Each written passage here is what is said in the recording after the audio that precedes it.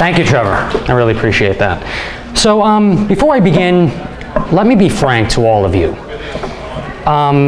This speech of mine is going to be short, and it's going to be short for a reason.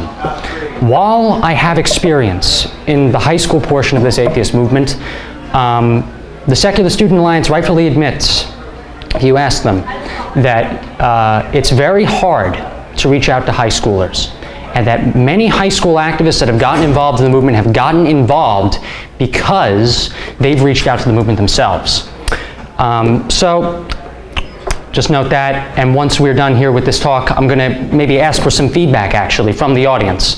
I'd like to get some ideas, and I'd like to articulate some ideas from all of you as to how we can reach out to high school students even more. The camera is rolling, and I can assure you all that the Secular Student Alliance would love to use some of these ideas. And they'd love to see what you all have to offer. So I'm going to introduce myself real quick. My name is Sheedy. I'm the president of the Long Island Atheists, and I'm thrilled to be with all of you here today. So I want to ask all of you, how many of you started to doubt the faiths that you were raised in as a minor or a teenager? By a show of hands.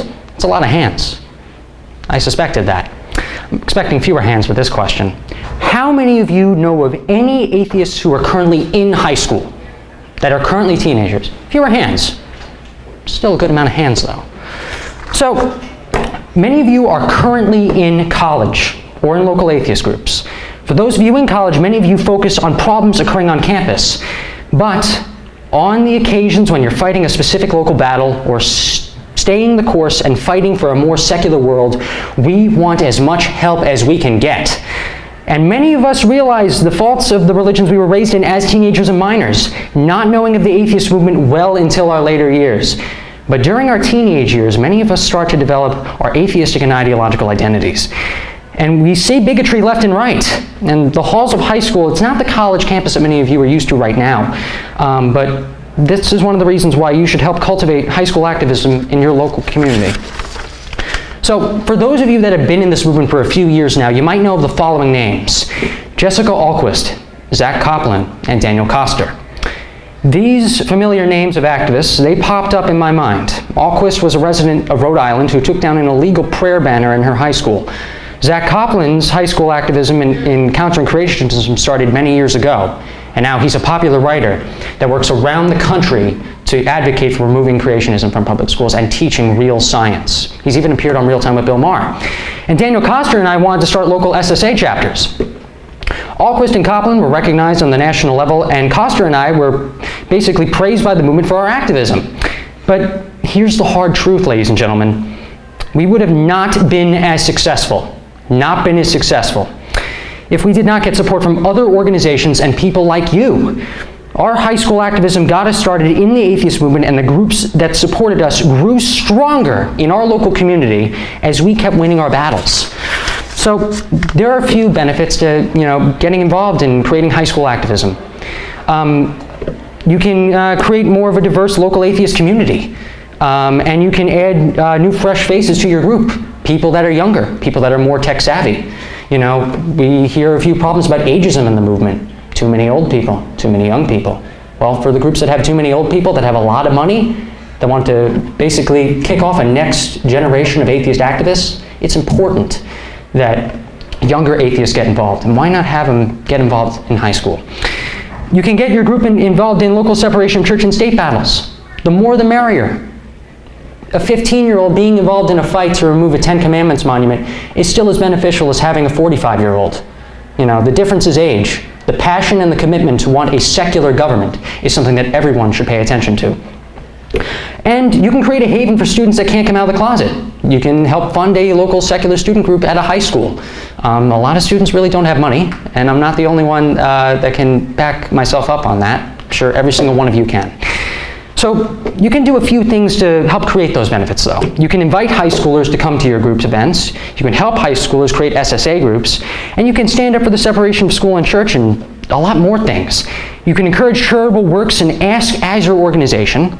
You can even contact high school administrators or faculty that might be sympathetic to the movement. Hell, I go to a local community college, and some professors there also teach at local high schools. And some family members and faculty members, etc., might be involved in the local atheist nonprofit or meetup group. And if you live in an area, by the way, with a large local population, odds are there are going to be multiple school districts. So if you fail at reaching one high school, you can always try with a bunch of others.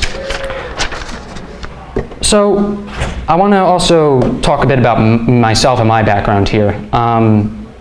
So I started out in the atheist movement as a high school student. I originally worked to start an atheist group at Ward Melville High School back in 2013, but at the time I knew of no one that would support me, no one at all. And after the school evangelist at the time convinced the general public in my area that Ward Melville High School is anti-Christian with the help of Fox News, a club was formed called the Students United in Faith. That year, there even was a rumor that the president of the Students United in Faith engaged in anti-GSA activities. And it was at that time during my sophomore and junior year as well that I kept trying to start this group, but I kept getting faced with red tape and excuses from my administration. But thanks to support from my local atheist community, I contacted the National Atheist Movement, and it earned me the club that I legally and morally deserved. And during my senior year, not only did the Ward Melville Secular Student Alliance help out students on campus, but we engaged in activities with the Long Island Atheists, CFI Long Island, and the Humanists of Long Island. Another group that I want to mention that supported us at the time was the Stony Brook University Skeptics and Secular Humanists. They were the college group at the time, and they were very, very interested in our progress. So this affects both local groups and college groups. And we helped out students as well in the school. That's pretty much the main reason why high school groups exist. We countered our school's red tape that was specifically made to fight us, and we created a safe haven for atheist students that could not come out of the closet. And this is something that high school groups exist. This is why high school groups exist, for this common reason, to mainly create a safe haven for people that can't come out of the closet. Depends on where you are in the United States. It's very hard to be out as an atheist. It's very hard to be truthful to who you are, to the people that you care and love. And in many cases, you might not be able to go to college, you can be kicked out of your home. I'm not the only activist in knowing this as well. So, in the college portion of the atheist movement, this higher education portion, this portion of the movement that all of you know, there are many people, many at this conference, and even some people in this room who are really well known. I can look at many of your faces and name you automatically. But when I look at prominent high school atheists, I can only think of Alquist, Copland, Coster, and myself. Those are the people that really shaped high school activism, but we think of those people, and many of them have been activists years before the other. So not enough activism is being done on the college and local level to encourage more high school activism. And hell, the reason I'm even giving this talk is because Nick Stancato and Annie Laurie Gaylor thought of me as the high schooler, even though I graduated high school in 2016. And it's not their fault. It's a conversation that we still need to have, and that's why I was asked to give this talk.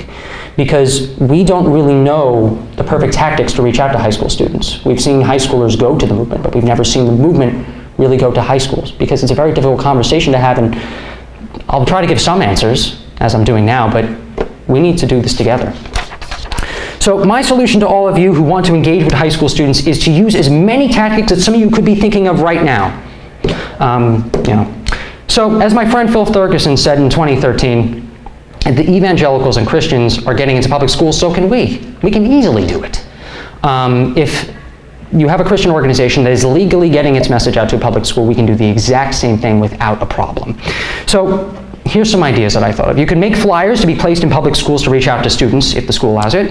If that's not possible, put flyers up around towns, near places of high activity from high schoolers, as well as local hubs and other centers for education. And on the flyers, you could maybe ask if there's a local church-state separation battle going on there. If there are any church-state violations, if students are getting harassed because they don't believe in God, if they're forced to stand up for the Pledge of Allegiance if they don't want to, because under God's in there, just because they don't like the pledge and want to express their right as an American citizen.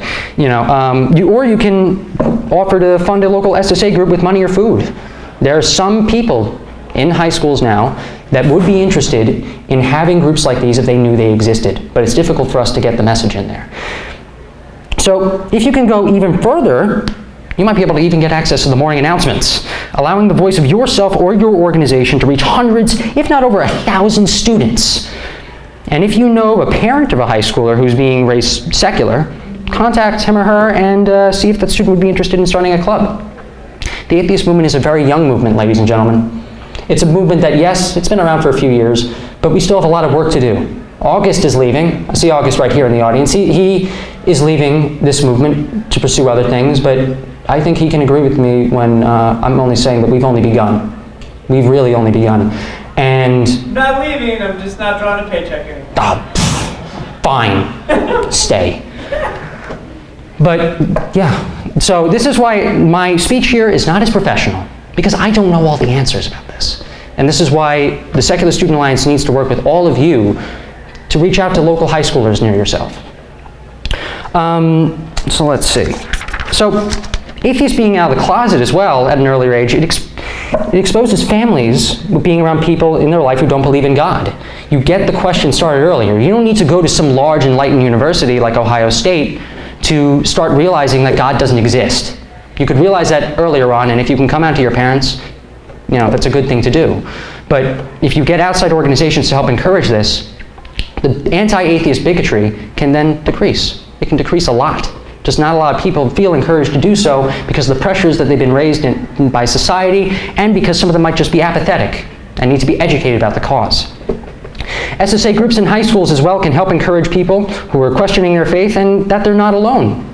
Most student groups are support groups, and later on they become activist groups. That's the approach that we need to take. And then those who started in the high school portion of the atheist movement could later get involved in college and local groups. I'm now the president of a local atheist group that has 350 members in 2 counties in New York. I was a high schooler last year. I can't even drink yet. Okay? So if I can do this, so can many other high schoolers. But you need to be the people that can articulate this message to them. And while we can't barge into high schools demanding the opinions of students, we should still try to reach out to high schoolers. Even though it's easier for the high school student to contact us than us contacting students, your efforts could reward you later on. And this is a changing country, ladies and gentlemen, and a changing movement. More students are getting involved, and as a result, the SSA needs to keep up with the demand and the thirst for student activism. There's no reason for us now to pile more work onto these employees. They have jobs for a reason, ladies and gentlemen, and it's to help you. It's to help create another generation of students that are going to change this country for the better. And it's their job. So let's get to work. Thank you.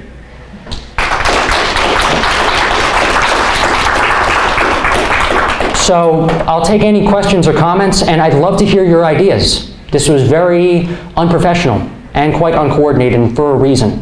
We need to have a conversation. So would anyone like to start? How do you expect to deal with the parental backlash that would come from trying to reach out to students and underage people? If there is a parent that is upset that their student might be getting involved with atheist activism and that person could be kicked out of the home or not be sent to college, I hate to say this, but that student should stay in the closet until a few years down the line. Because then, once that person is independent of that family, then they can be out and proud. But it's really a sad situation. You could be kicked out, you could not go to college, and then I've met students that have been in this situation. If parents give the school backlash, or parents give groups backlash, tough shit. Tough shit on them, but at the same time we should understand where they're coming from. We should understand that they've been indoctrinated and brainwashed into having these beliefs and going against this form of activism. We shouldn't say tough shit to their face, but it's tough shit that they feel this way. And we need to move forward. You know, we need to stop halting ourselves just because someone says, I'm offended. I'm offended doesn't mean that you have to stop. It means you need to keep going. Any other questions or comments? Do you think it would be viable to try to approach like PTA kind of situations? I student safety should absolutely be number one for underage students. Do you think, or do you know how to reach out to any of those groups, like parent associations? Well, like I said, I'm part of the local movement, and like I said in the speech, there could be parents or faculty members that would very much be interested in having a club like this. You know, meetup groups are growing by the day. Nonprofit atheist organizations are growing, and even national atheist organizations have parents and family members, parental and family memberships. So you could have those national organizations maybe reach out to certain people and get back to you on that. And then you can try to articulate some sort of giant event to get that going. Hi, Martha. I was wondering, I don't know if you told me this before, but if a high school can get an advisor for like an SSA or a secular club, Mm-hmm. do they have to provide an advisor? They have to provide one under the Equal Access Act of 1984. Any publicly funded school, any federally funded school, and if that school has after-school programs or anything that's non-educational, all clubs must be allowed, ranging from the LGBT club to the Nazi club, literally clubs of all political and philosophical views, and advisors must be provided for them. I've gotten many excuses in high school that, oh, well, Thomas, we can't provide an advisor to you. Sorry, next year. No. I can get an advisor now, and it's your responsibility as an administrator to get that advisor for me. I checked numerous departments, and none of them were able to volunteer due to personal situations. Find one. Students need this club. Also, what was the minimum amount of students that you needed to start your SSA at your high school? According to my school's guidelines, I believe it was 25. I got 52 signatures, and they still gave me problems. The Equal Access Act says there's no minimums. Okay. Screw the minimums. If you have 2 people and you want to start a club, you can start a club. And don't let anyone else tell you otherwise. Anything else? 5 minutes. Yes. I think I've heard of another name you can add to your list. I'm not sure if I have the young lady's first name right, but I think it's Chrissy Elton from either northern Kentucky or Cincinnati area that's done some activists as a young person. That's great. Is she going to be a speaker? Yes. Tomorrow morning. I actually knew of her. There's a reason I didn't mention her though, because she's not a high schooler yet.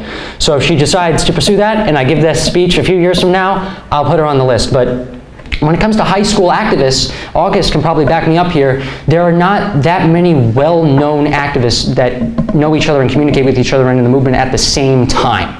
Right? There's a few high school groups here and there, but if anything, I was like the only high schooler to go to SSA Con last year. I didn't know of anyone from any other high schools, partly because of financial reasons, but also because it is very difficult still to reach out to high school students. Very difficult. And this is why I'm asking for you guys to help out with this. Yes? So, how do you suggest school boards that oppose such clubs that use administrative power to suppress the existence and activities of these clubs, how do you suggest they be approached? That's a great question. They should be approached immediately without any sort of sensitivity. They should immediately be notified that they're breaking the law. The Secular Student Alliance has had people give talks a few years ago about high school activism. There was a former SSA employee, I forget his name, he talked about something called an atheist high schoolers Bill of Rights, or a secular high schoolers Bill of Rights. And at the time, the Secular Student Alliance formed a partnership with the Freedom from Religion Foundation to counter any of these violations occurring whatsoever. The Secular Student Alliance should be immediately contacted since they are the main organization that handles these matters. And then another organization such as maybe American Atheists or FFRF, a group with legal power, should be contacted to help handle the situation as well. The school district should immediately be notified and immediately be corrected, or else these problems can continue later on. Red tape was the one issue that I had to deal with during my time in high school. And my second question would be, how does the struggle change when the school is a private school instead of a public school and trying to establish a club like this? While I'm not familiar with any laws that might allow clubs to be started in private schools, you can certainly probably get the Secular Student Alliance to write a letter advocating for a private school. For example, at one university back in 2015, there was an activist that wanted to start an SSA group. I believe this was a private school somewhere in the Northeast. I could be wrong. But the Secular Student Alliance advocated for this group to be formed. And there was a philosophy club there was a Christian club, and there was a Jewish club. So you already had a club that talked about different philosophical points of view. You had a club that talked about one religion and a club that talked about another. Why not have a club that can talk about people that don't have any religion at all? You might fail. They might say, we don't want this, or they might ignore you. I don't know if you can continue fighting after that, but you can certainly make a PR battle. You can tweet your ass off. You should do whatever you can to get that attention, because what they'd be doing then is wrong. Anything else? All right, thank you, everyone.